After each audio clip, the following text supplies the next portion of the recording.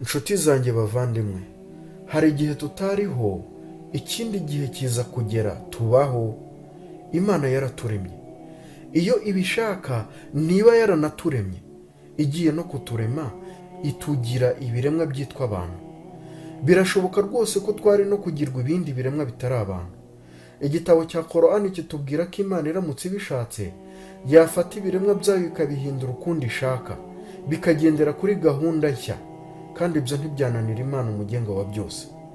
Imana iti, ndamutse mbishatse aya mazi munywa nayahindura urwunyunyu.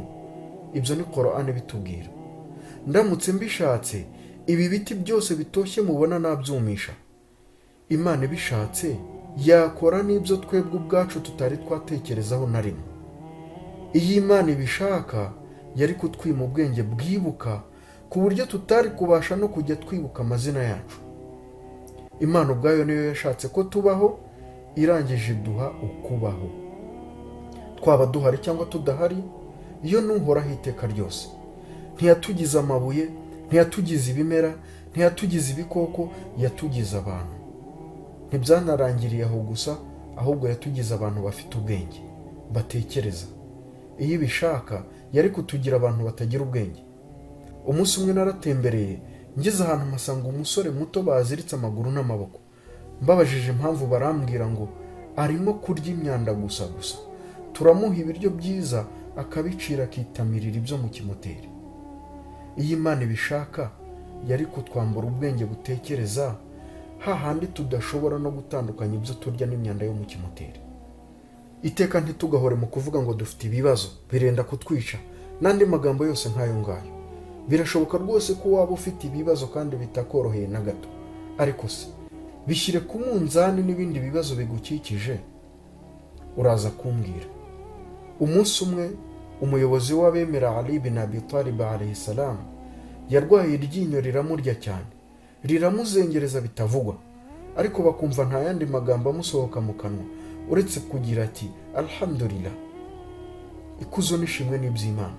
Baramubaza bati, urashimira Imana ute kandi uri mu buribwe? Arababwira ati, nta cyambuza gushimira Imana kuko aka kanya ndaribwa akagufwa kamwe gusa mu mubiri. Iyo biza kuba ari amagufwa agize umubiri wanjye wose, nari kuba ameze nte? Fata ibibazo ufite ubigereranye n'ibibazo byose bikuzengurutse, urebe ngo ibyawe biroroha. Umugabo yarimo agenda anyura ahantu munsi y'igiti, inyoni imutaho umwanda iramuhindanya. Aravuga ati alhamdulillah, ishimwe ni iry'Imana. Bamubonye baramuseka cyane bati, urashimira Imana gute kandi inyoni iguhindanyije? Arababwira ati, nta cyambuza gushimira Imana na kimwe. Iyi nyoni yiza kuba ari inka nari bubyifatemo nte?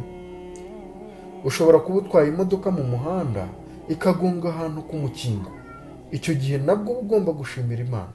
Wenda aho yagonze hari kuba hari icyobo kirekire cyane, ntiwari burokoke.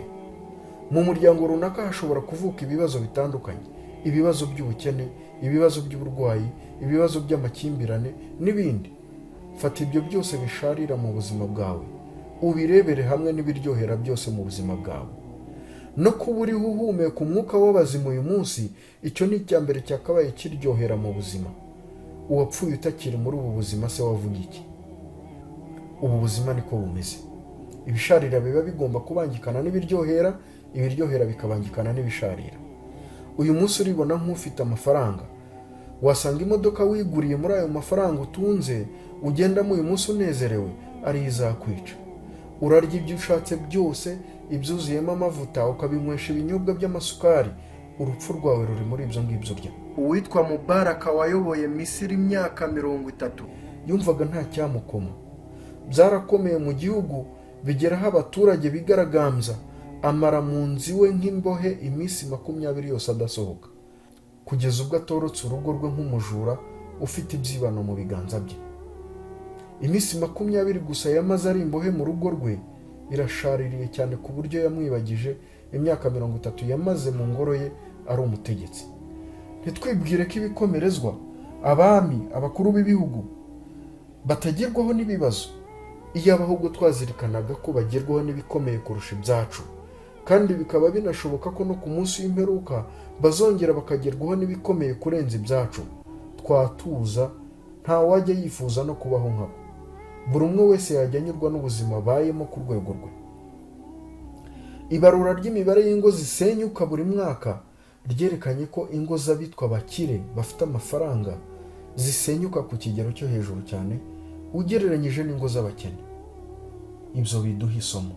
Icya mbere, twige gusenga dutakambira Imana, twige gukunda Imana nayo irusheho kutwishimira. Hari n'igihe usanga ibisharire tunyuzamo ariko ubw'urukundo dukunda ishyushya munsi y'ibirenge byacu ngo tuve aho turi tugende dutere imbere. Wenda itabidukoreye ityo twagumaho turi ubutahava. Umumama yafashe umwana mutoya akamushyira isabune mu buranga agamije kumwoza, rimwe na rimwe uzabona ko umwana arira, ariko mama we ntagamije inabi, amugambiriyeho ineza. Twisanze aha hantu kuko Imana idukunda.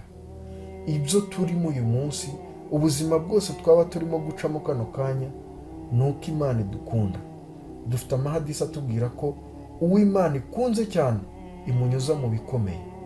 Nugira umukozi ukamwiyumvamo, rimwe na rimwe ushobora kumusaba kujya akora amasaha arenze ayo yari asanzwe akora.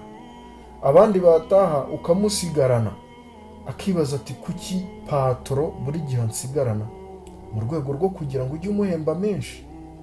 Rimwe na rimwe abantu duhura n'ibibazo bikomeye ngo natwe tuzahembwe ibihembo bishimishije.